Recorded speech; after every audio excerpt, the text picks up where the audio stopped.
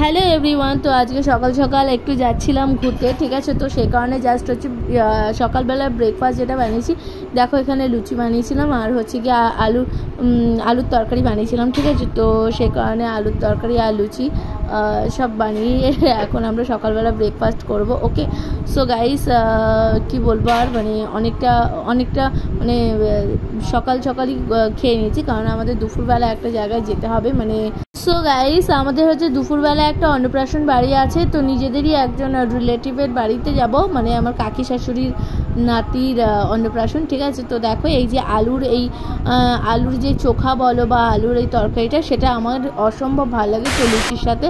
So guys আমরা দেখো একদম সুন্দরভাবে রেডি হয়ে গেছি। তো আমি এখানে একটা সুন্দর করে একটা কুর্তি পরে নিয়েছি, তো আর এখানে এরকম সুন্দর একটু মেকআপ করে নিয়েছি। ওকে, তো আমরা ফাইনালি চলে এসেছি, দেখো এই হলে লজে চলে এসেছি। আর লজে এই যে আমাদের ঠিক আছে। তো তিনজন মিলে সবাই একটু হাই টাই করে দিয়েছে। বাই দ্য ওয়ে দেখো মানে জিনিসটা এত সুন্দর করে সাজানো গোছানো আছে, যেখানে অন্নপ্রাশনটা অ্যাকচুয়ালি হবে। ওকে, সো গাইস এরপর আমরা চলে আসলাম খেতে, ঠিক আছে। তো প্রথমে ছিল ফিশ কাটলেট। তো গাইস ফিশ কাটলেটটা জাস্ট অসম্ভব সুন্দর ছিল, ঠিক আছে, মানে ফিশ কাটলেট আর সস, ঠিক আছে। আর এদিকে ছিল পোলাও, মটন কষা, ইলিশ মাছ, আরও অনেক কিছু ছিল। তো আমি তো মটন যেহেতু খাই না, সে কারণে আমি ইলিশ মাছ আর পোলাও খাচ্ছি না গাইস।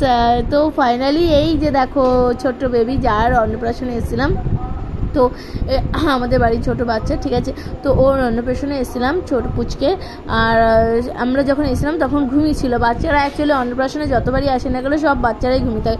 তো অ্যাট লাস্ট খেয়ে দিয়ে যখন আমরা গেলাম মানে রুমে, তখন দেখলাম জেগে রয়েছে, ঠিক আছে। তো যাই হোক, তখন আমাদের সাথে একটু দেখা হলো আর একটু কোলে ঠোলে নিলাম। তো গাইস এই ছিল ছোট্ট একটা মিনি ব্লগ তোমাদের সাথে শেয়ার করলাম অন্নপ্রাশনে।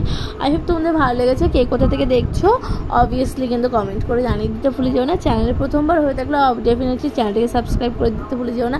লাইক কমেন্ট শেয়ার করে অবশ্যই পাশে। Thank you for watching guys.